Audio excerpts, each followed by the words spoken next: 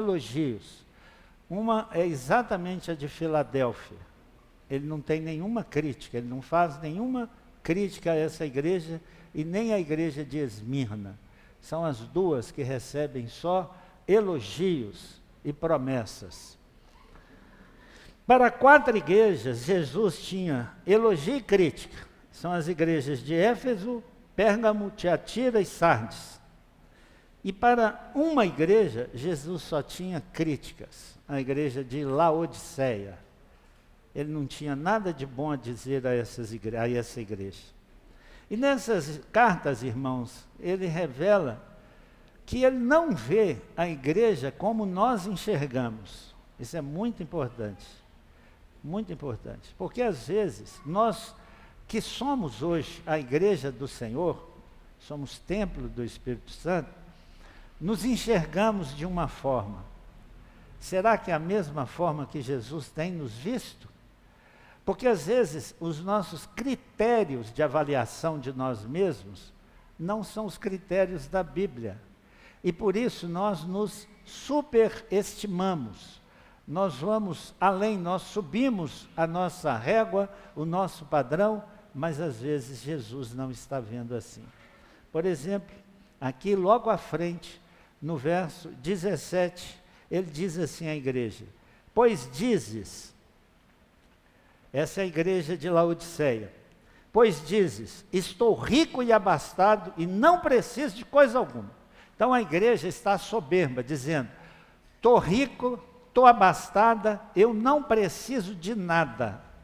A opinião de Jesus, e não preciso de coisa alguma, e nem sabes que tu és infeliz, sim, miserável, pobre, cego e nu.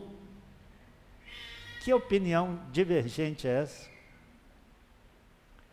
Qual é que vai valer no último dia, irmão? É a opinião que você tem de você? Ou é a opinião que Jesus tem de você? Qual que vai valer no último dia? Por isso os critérios precisam ser os critérios bíblicos, por isso nós devíamos dar muita atenção ao que a Bíblia diz, porque esses são os critérios que vão valer naquele último dia. Então, às vezes acontece o mesmo conosco, nós imaginamos ser algo e erramos na nossa avaliação. Alguns dados a respeito dessa igreja de Filadélfia que tem a ver com o que Jesus escreveu nessa carta. Ela foi fundada no ano de 140 a.C. por um homem chamado Átalo II Filadelfo. E por amor de seu irmão, ele dá esse nome a essa cidade, querendo dizer que era a cidade do amor fraterno, que é o que diz, é o nome Filadélfia. Era uma cidade de porta aberta, por ali chegavam muitas indústrias, comércio, o idioma era plural, a cultura grega era muito difundida ali, pela Macedônia, Ásia Menor e etc. Mas no ano de 17 depois de Cristo, um terremoto abalou essa cidade. O rei judeu, romano na época, que dominava lá o Império Romano, Tibério, ele isentou Filadélfia então de seus impostos. Então seus habitantes, movidos de medo por conta desse terremoto, eles não queriam mais morar dentro da cidade, eles moravam do lado de fora. Então aí faz sentido para nós, quando Jesus diz assim, vocês nunca mais vão ter que sair. Quando ele fala a respeito da nossa estada na Cidade Santa, na Nova Jerusalém, ele está querendo dizer para esses homens, para essas irmãs, jovens, crentes, nunca mais vocês vão precisar sair. Porque eles moravam, por medo, eles moravam do lado de fora da cidade. Eles não queriam ficar na cidade, com medo de outro terremoto. Então é preciso mencionar outro fato também interessante. A cidade, então, ela permaneceu firme por muito tempo. Depois, ela resolveu trocar o seu nome.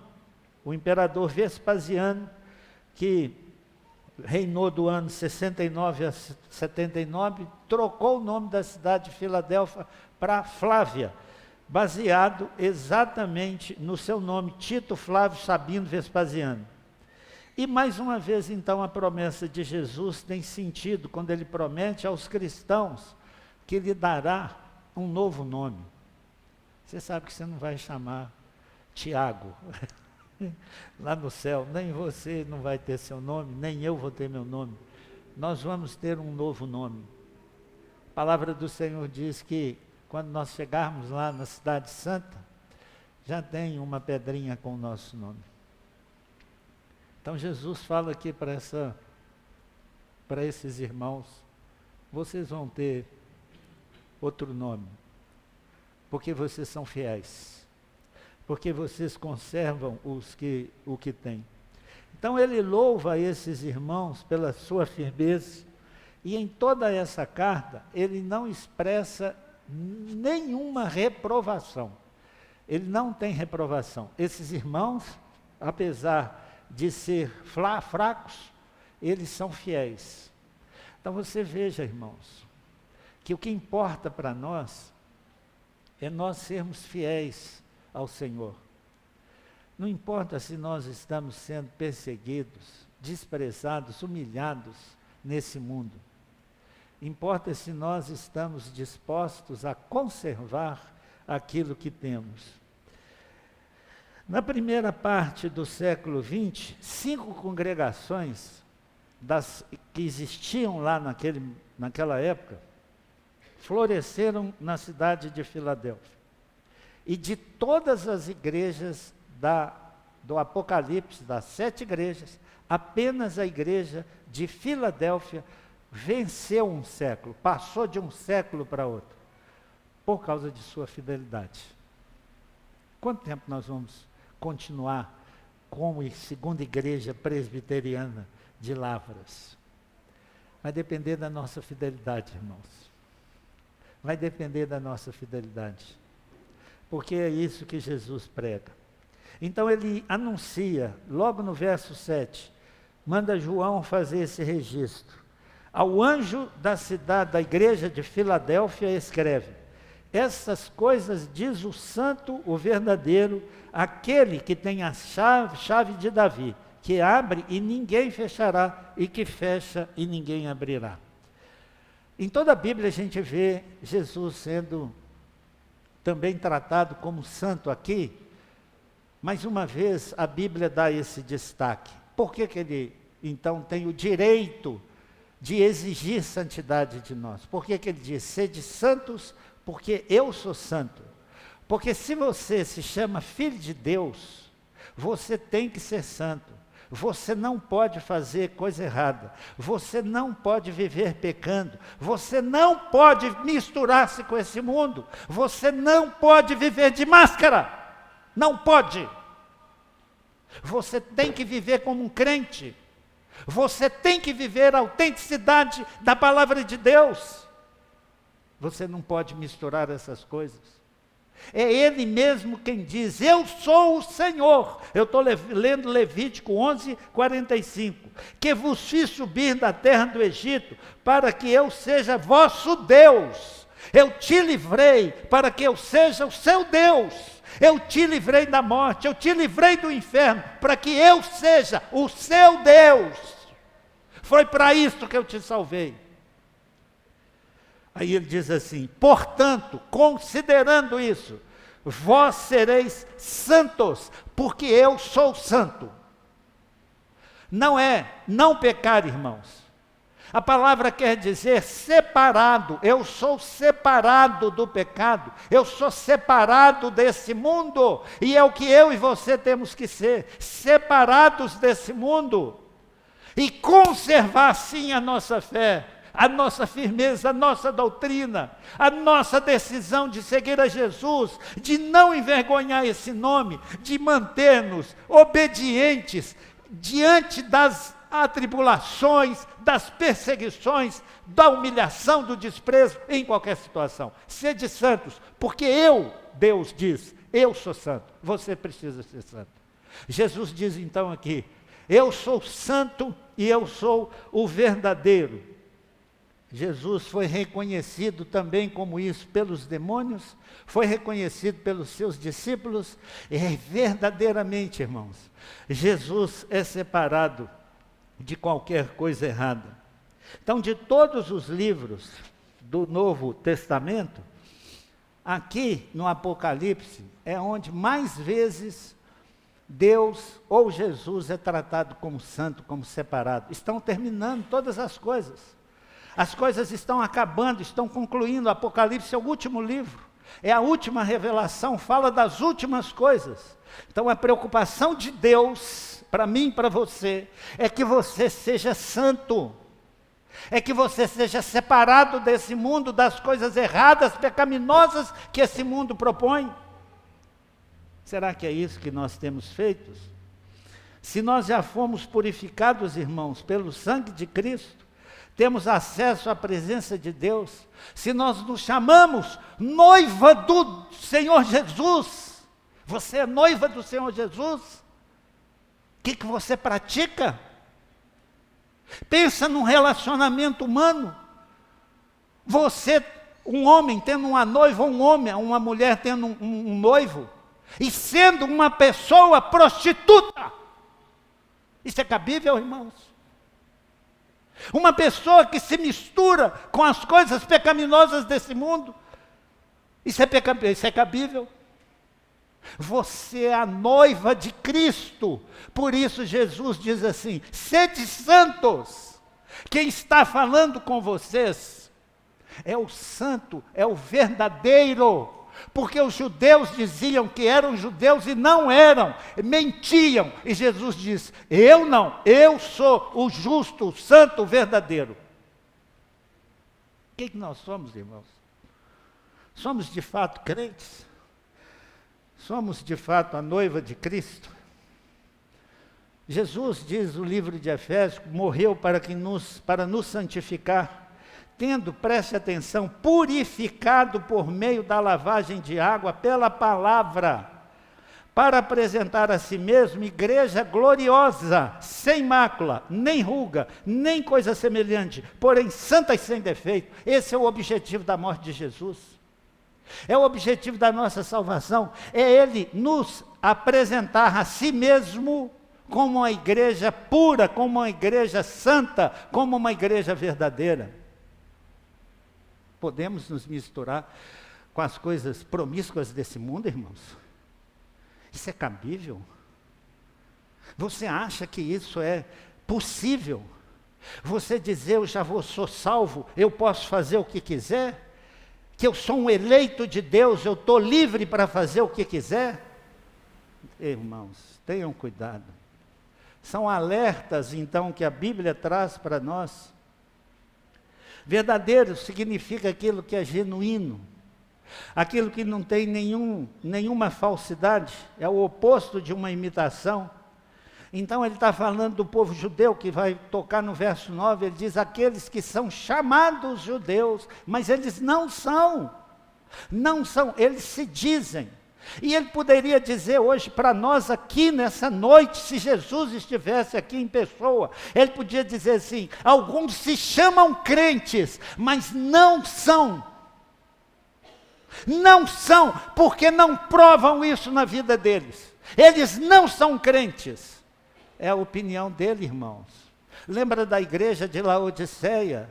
Você diz que você já tem tudo, que você não precisa de nada, mas nem sabe que você é pobre, cego e nu, e não tem nada. O que nós somos, irmãos? O que nós ouviremos no último dia? A palavra de Jesus é verdadeira, irmãos, ela não pode ser negada, Jesus não pode mentir. E ele diz que ele segura a chave de Davi, irmão. Só entra no céu quem ele quiser. Não é por seu esforço, não é porque você desejou, não é porque você fez alguma coisa, é porque Jesus, se te salvou, Ele é que abriu essa porta para você, porque a porta que Ele abre ninguém fecha, a que Ele fecha ninguém abre. Isso é uma referência ainda ao livro de Isaías, que Deus fala que vai pôr sobre o seu ombro a chave de Davi, quando anuncia Jesus. Vou colocar sobre o seu ombro a chave de Davi. Ele abrirá e ninguém fechará. Fechará e ninguém abrirá e ninguém fechará. E fechará e ninguém abrirá. Então Jesus é o único que tem essa autoridade absoluta com todas as coisas. Ele é que comanda o céu. Ele é que está sentado à destra de Deus. Ele é que está no trono. Ele é que governa todas as coisas. Ninguém entra lá sem a autoridade, a autorização de Jesus. Quando Jesus estava indo embora desse mundo, ele disse que toda autoridade lhe foi dada, toda autoridade, porque ele tem as chaves de Davi, ele é soberano, ele é absoluto, ninguém é capaz de fazer nada contra a sua vontade.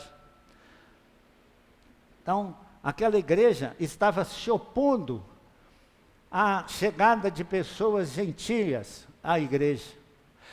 Os judeus estavam querendo impedir a entrada, e Jesus disse: tenha calma, porque eu vou fazer que esses judeus venham e se dobrem aos seus pés.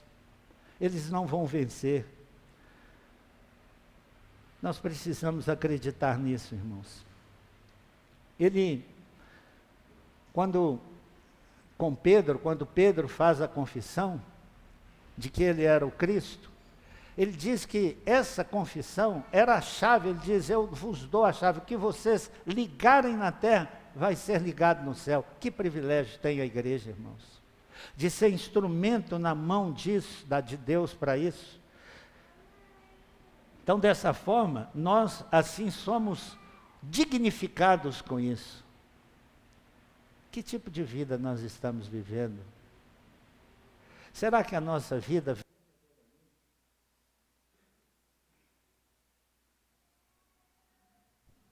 Será que a nossa vida verdadeiramente...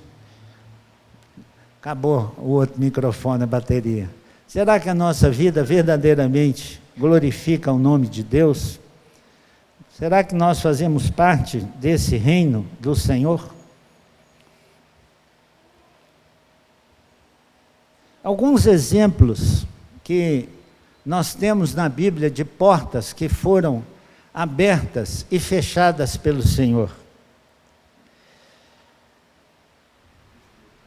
O Mar Vermelho, quando os judeus saíram do Egito, a Bíblia diz que Deus abriu, através de Moisés, o mar para que os judeus passassem, e fechou quando os egípcios tentaram.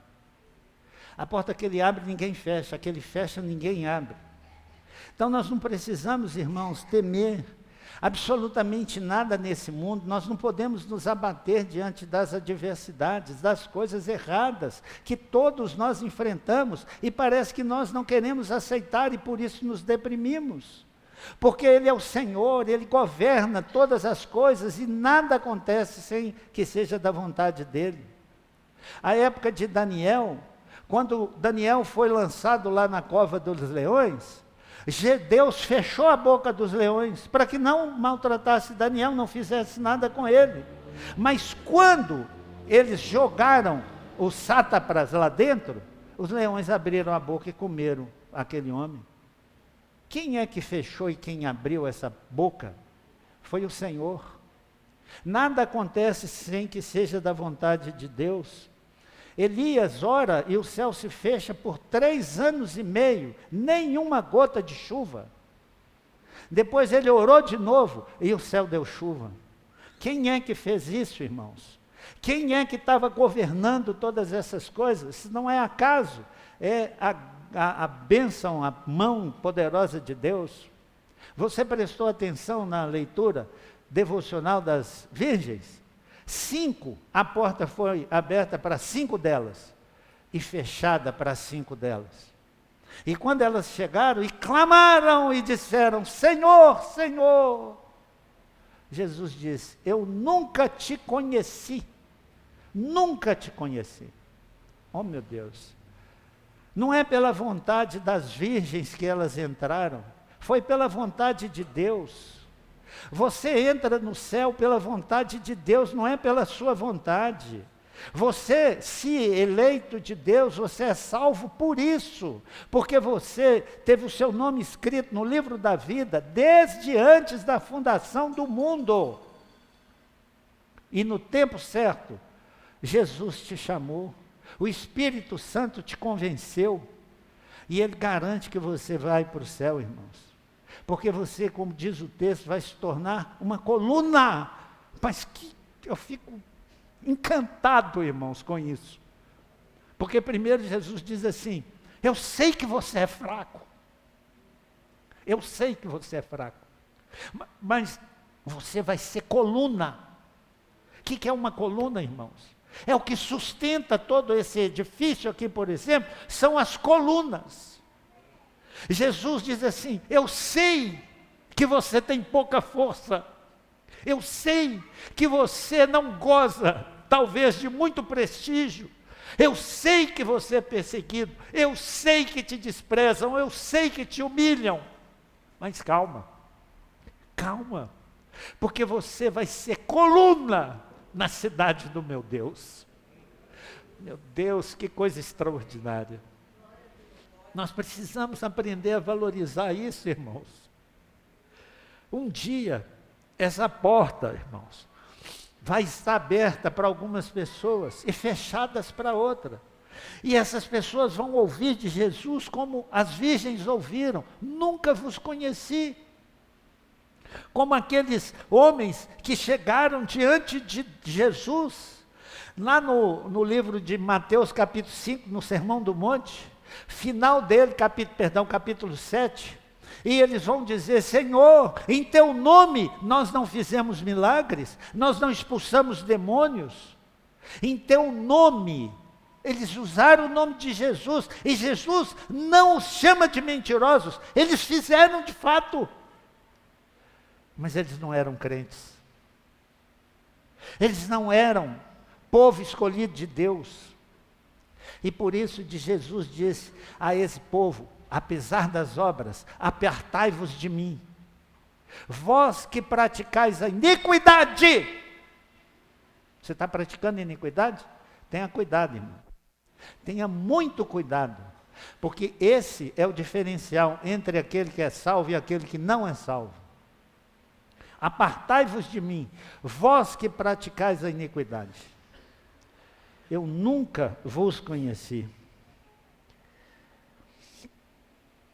O Senhor então incentiva aquela igreja à perseverança, porque apesar da fraqueza, Jesus estava com eles. Sempre que Ele abre, irmãos, portas para nós, nós deveríamos aproveitar.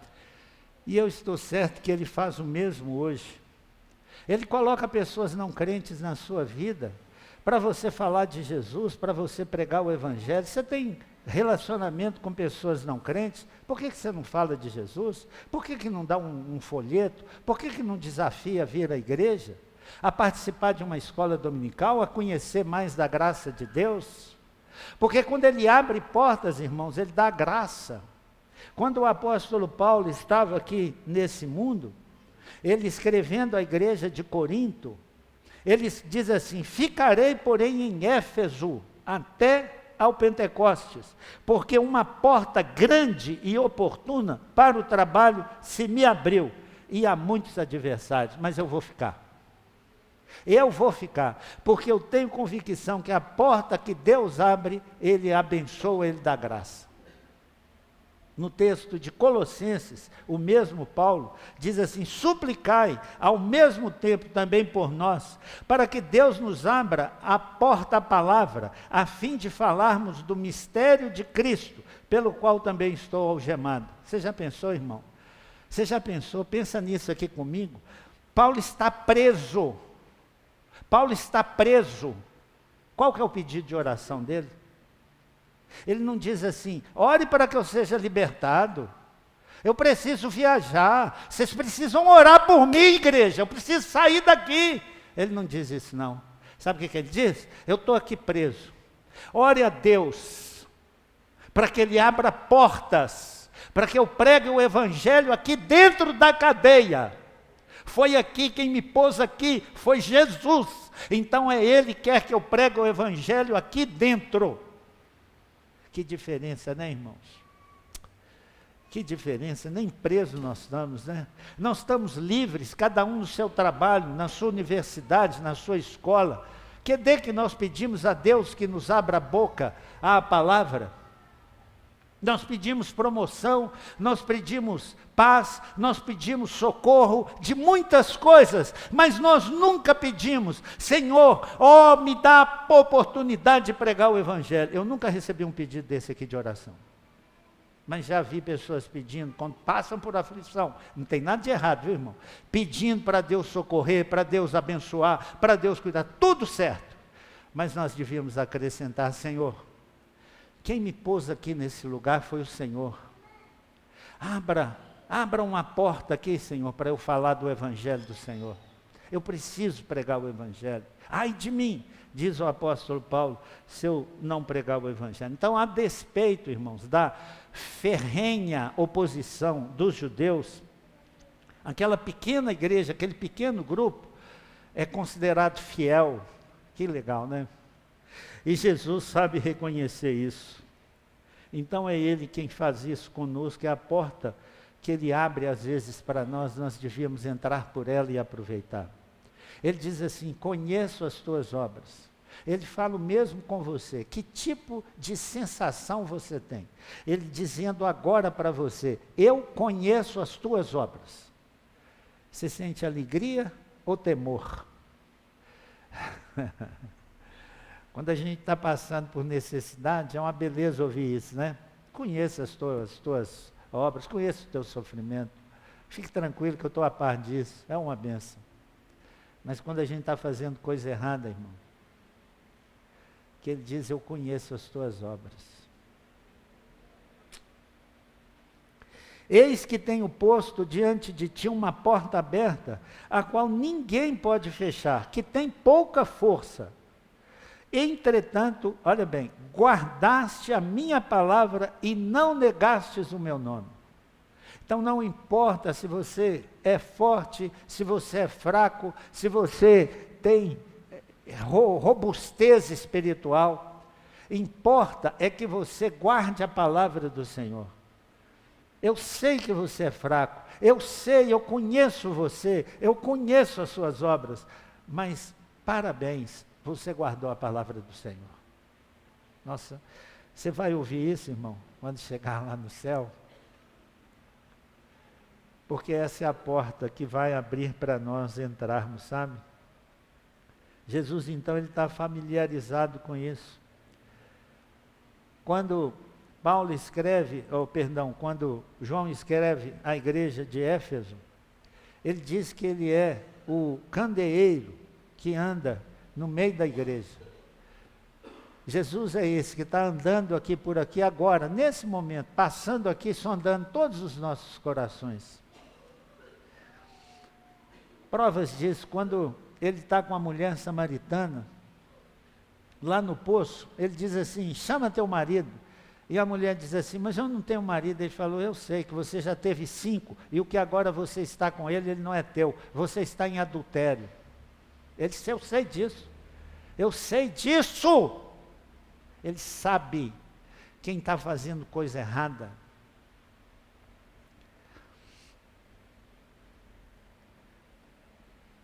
Quando Jesus ressuscita, e Pedro está lá naquela dificuldade para pescar, tendo pescado uma noite inteira e não pegou nada, Jesus disse assim, joga a rede à direita do barco. Ele disse assim, mas Senhor, eu passei a noite inteira pescando, mas sob a tua palavra eu vou fazer isso. Ele conhece, ele tem domínio sobre todas as coisas, e eles já não podiam com tanto peixe. Quando Zaqueu sobe lá na árvore, que Jesus vai passando, ele diz assim, Zaqueu, desce daí. Ele nos conhece pelo nome, irmãos. Ele conhece mesmo as nossas obras. Ele sabe das nossas necessidades, angústias, mas ainda assim, Ele escolhe alguns de nós para a salvação. Ele sabe que nós temos pouca força. Os olhos dos judeus locais, eles criticavam aquela igreja. Eles achavam aquela igreja absolutamente insignificante. Não tinha nenhum medo, nenhuma preocupação com ela de tamanha insignificância. Mas na opinião de Jesus era algo completamente diferente. Quando Jesus manda aquela comissão dos 12, que eles voltam radiantes de alegria, porque os demônios se lhes submetiam, Jesus disse assim a esse grupo: não tenham medo, pequeno rebanho, pois a seu Pai agradou dar-lhes o reino. Qual é a nossa força, irmãos? Talvez nós nos consideremos nada, mas diante de Deus nós somos. Porque Deus agradou-se de nós e nos deu o seu reino. A palavra então foi guardada dos erros. Honraram ao Senhor Jesus em serem fiéis à palavra do Senhor. Então esses elogios podem ser dirigidos a nós, irmãos. Se nós estamos perseverando em guardar a palavra de Deus, se nós estamos de verdade honrando o nome de Deus, se nos chamamos filhos de Deus e estamos com justiça, praticando aquilo que a palavra de Deus manda nos fazer. Então, os adversários, eles se opunham, mas eles não se importavam por isso, eles estavam fiéis. A igreja de Sardes pensava fazer a vontade de Deus, mas suas obras não foram achadas íntegras diante do Senhor. É uma das cartas que Jesus escreve à igreja. Eles achavam que as suas obras valiam alguma coisa, mas Jesus diz: as suas obras não foram achadas íntegras. E nós, irmãos? Talvez por ser formada de crentes pobres, talvez de escravos, muito possivelmente, talvez por não ter influência política, essa igreja era considerada uma igreja sem força, mas ela tinha algo que a diferenciava. Ela guardava a palavra de Deus. Pequena em tamanho, grande em força diante de Deus, grande em poder. E você sabe que a Bíblia já orienta que Deus escolhe as coisas fracas desse mundo para envergonhar as que pensam que são alguma coisa. Então, irmão, não se deprecie se você acha que você não tem tanta importância assim para pessoas aqui nesse mundo, que você não está conseguindo influenciar ninguém. Não chegou o momento ainda, irmãos. Lembre disso, lembra dessa carta. Aqueles judeus que humilhavam os cristãos, Jesus disse: eu vou fazer com que esses judeus se prostrem aos pés da igreja. Isso ainda vai acontecer, irmãos. Todo joelho ainda se dobrará diante de Jesus. Não chegou o momento ainda. Não, a igreja não tinha fama, mas ela tinha vida e poder, enquanto a de Sardes tinha fama, mas não tinha vida. Então a igreja é isso, querido, é viver de acordo com a palavra de Deus, fiel à palavra de Deus. É isso que nos torna diferentes diante do Senhor, e no último dia é isso que vai importar. Não é se você fez obra aqui nesse mundo, se você pregou, se você cantou, se você deu aula, se você fez isso ou aquilo. Essas coisas são maravilhosas quando são feitas por pessoas que vivem vidas santas diante de Deus. É isso que faz diferença. Eis que farei que alguns dos que são da sinagoga de Satanás, verso 9, que a si mesmos se declaram judeus e não são, mas mentem, eis que eu os farei vir e prostrar-se a teus pés e conhecer que eu te amei. Olha, meu Deus, que promessa, né? Aquelas pessoas vaidosas, prepotentes, orgulhosas, que desprezavam a igreja, Jesus diz assim: calma, calma, que eu farei com que algumas dessas pessoas se prostrem aos pés da igreja e reconheçam que Jesus é o Senhor. Não desista de ninguém não, querido. Continue pregando a sua palavra, a palavra de Deus. Continue insistindo com as pessoas, se você não sabe quem é o eleito de Deus ou não. E não se impressione com igrejas que estão aí, abarrotadas de pessoas, que dizem ter muito poder, que fazem isso e aquilo. Jesus aqui, pela primeira vez, ele chama o seu povo de sinagoga de Satanás. Que alcunha, hein? Pesada essa alcunha. A sinagoga toda prepotente, toda vaidosa, desprezando aquela igrejinha sem importância, sem significância, que não influenciava ninguém, igreja de pessoas humildes, sem prestígio na sociedade, e os judeus todos vaidosos. E Jesus disse: isso não é uma igreja, isso é uma sinagoga de Satanás, porque eles se desviaram dos propósitos de Deus, deixaram de ser o povo de Deus, e Deus não mais lhes confiava esse título, tornaram-se instrumentos nas mãos de Satanás. Eles tentavam destruir a igreja de Jesus, por começar, rejeitar o próprio Jesus. Portanto, Jesus os caracterizou como mentirosos. Quando eu leio esses textos, irmãos, eu gostaria de sugerir que você fizesse o mesmo. Tira o nome aí, sinagoga, e coloca igreja. Veja a quem você pertence pelas suas atitudes, pelo que você faz, pelo que você pratica, você saberá a quem você pertence. Porque essa palavra, sede santos porque eu sou santo, ela é poderosa. Isso é repetido no Novo Testamento. Nós precisamos ser santos. Não podemos negligenciar, negociar a nossa santidade. Ou nós somos igreja, ou nós somos sinagoga de Satanás. Eis que eu farei vir e prostrar-se aos seus pés. Lembra quando Jesus disse que os humilhados eles serão exaltados? Isso vai acontecer, irmãos. Não chegou a hora ainda. Aquele que perseverar, aquele verá isso. Então os judeus diziam que os crentes não eram salvos por não serem filhos de Abraão. E agora Jesus diz, eles são de Satanás, eles não sabem o que eles estão falando.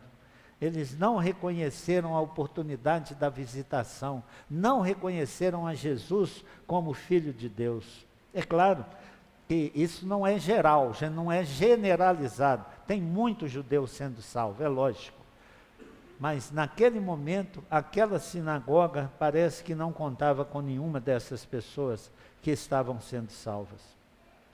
Por que que vão receber essa honra? Jesus explica, verso 10, porque guardastes a palavra da minha perseverança, também eu te guardarei.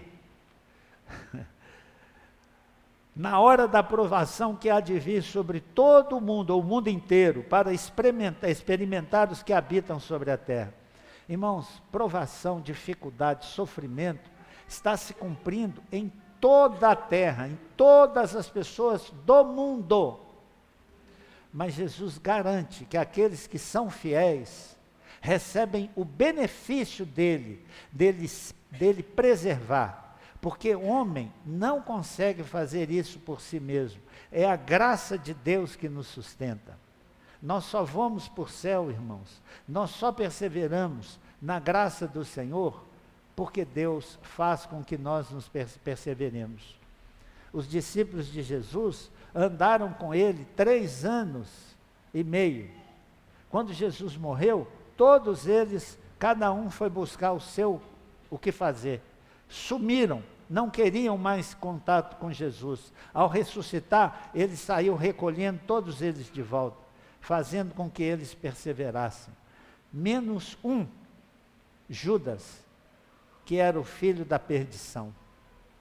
Mas aqueles que são do Senhor, eles vão perseverar. Por quê? Porque guardaram a palavra, porque estavam fazendo aquilo que Ele mandou fazer. Então o resultado desse amor de Cristo é visto nisso. Não importa se hoje temos pouca força, importa é se Jesus nos deu a vida como um filho eleito dele, e nós seremos estabelecidos como colunas lá no céu, querido, da Nova Jerusalém. E ele incentiva-nos, e aquela igreja dizendo, venho sem demora, e ele diz assim, conserva o que tens. Está vendo? Conserva. Criticaram a conserva, né? A família conservadora. O estímulo de Jesus é esse, conserva o que você tem. Se tem a salvação, você é salvo, você é de Jesus, conserva isso. Conserva isso, porque isso, no futuro, é o que vai realmente valer. Por quê? Para que ninguém tome a sua coroa. Você tem uma coroa prometida, irmãos. Conserva o que você tem. Então nós precisamos ter convicção de que Jesus, ele voltará, e não tarda, irmãos. Pelo menos 2000 anos mais próximo nós já estamos, né? Porque ele prometeu voltar 2000 anos atrás. Então nós já estamos 2000 anos mais próximo da volta de Jesus, no mínimo. Então conserva isso. Seja firme diante de um mundo cada vez mais agressivo à fé cristã, que mais humilha os crentes, que mais despreza, que mais persegue os crentes. E se você ainda não é crente e tem resistido ao chamado de Deus, entregue a sua vida a Jesus, não se importe com esse mundo, porque a palavra aqui é ao crente, conserva o que você tem, faça isso urgentemente, entregue a sua vida ao Senhor. Ao vencedor, faloei coluna, está vendo? Os fraquinhos, faloei coluna no santuário do meu Deus, e daí jamais sairá. Essa é a referência da cidade, que eles saíram da cidade. Ele diz, mas da cidade celestial, vocês nunca vão sair. Irmãos, aquele que é salvo para sempre, querido. Acredita nisso. Jesus te salvou, ele não brincou de te salvar, ele te salvou. Gravarei também sobre ele o nome do meu Deus, o nome da cidade do meu Deus, a nova Jerusalém que desce do céu, vinda da parte do meu Deus, e o meu novo nome. Então esses poucos e fracos recebem uma promessa extraordinária. Pode ser eu e pode ser você, querido. A nossa vida que vai provar isso. Davi, quando ele escreve o Salmo 27, ele pediu a Deus uma coisa, ele diz assim, uma coisa peço ao Senhor e a buscarei, que eu possa morar na casa do Senhor os dias da minha vida, para contemplar a beleza do Senhor e meditar no seu templo. Não vai ter terremoto que vai abalar isso, querido. O que você tem pedido ao Senhor? Venha, querido, venha, busque a casa do Senhor, cresça em graça, em conhecimento diante de Deus, esforce-se por isso, faça igual Davi. E ele completa dizendo, quem tem ouvidos, ouça. Quem tem ouvido, irmão? Todos nós, eu não estou vendo ninguém aqui sem ouvido físico, mas ele está falando de ouvido espiritual. Você tem ouvido espiritual?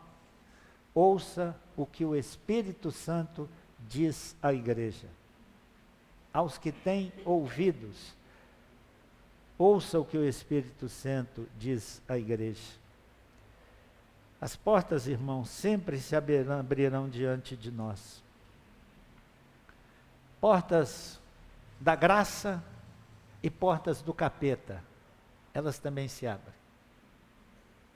Porta larga, porta estreita, elas estão postas aí diante de nós. Nós somos, é claro, chamados a entrar pela porta estreita. Elas estão ambas abertas. São dois caminhos, são duas portas. é luz e trevas. São duas opções sempre. Nós somos o fiel da balança, irmãos. Por que porta nós estamos entrando? Caso você escolha entrar pela porta estreita, algumas consequências. Primeiro, ela é bem apertada. Não dá para passar com vaidade, orgulho, prepotência. Não dá. Tem que deixar isso tudo do lado de fora. Não dá para passar com a soberba. Não dá. Você tem que deixar isso do lado de fora. E ela é individual. Não dá para você levar ninguém com você. E nem você vai preso a ninguém. Mas também, quando você entra por essa porta, você tem um desafio de ser fiel nos cultos e ainda mais, convidar seus amigos. Esse é o desafio para o crente, chamar pessoas. Evangelizar através de reunião nos lares. Se Deus quiser, sem ser essa semana, na outra semana, nós recomeçamos com as nossas reuniões nos lares, na casa do reverendo Marcelo, lá da tia Ana. Sem ser essa quarta, a próxima quarta-feira. Participe, chame pessoas para ir. Evangelização através de encontros de casais, o Ministério de Trabalho, o Ministério de Casais está aí, se esforçando, lutando por programações, convida pessoas, e às vezes nós não estamos dispostos a participar. Isso faz parte dos desafios daqueles que entram pela porta estreita, irmão.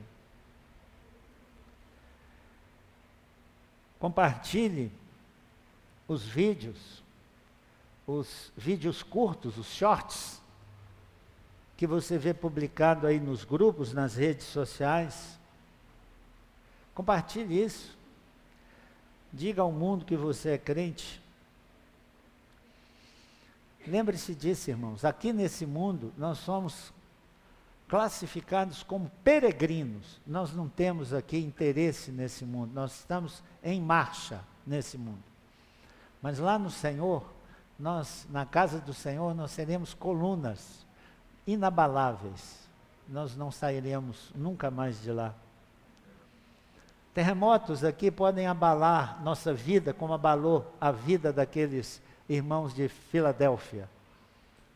Mas lá não vai ter terremoto, porque as colunas são resistentes. A porta aberta representa então uma grande oportunidade para todos nós. O que você vai ouvir do Senhor? Esse que vai fazer diferença um dia na minha vida e na sua vida, querido.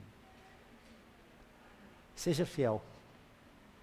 Jesus disse à igreja de Éfeso: seja fiel até a morte, e eu vou te dar a coroa da vida. Nada menos do que isso. Vamos orar ao Senhor? Vamos ficar em pé?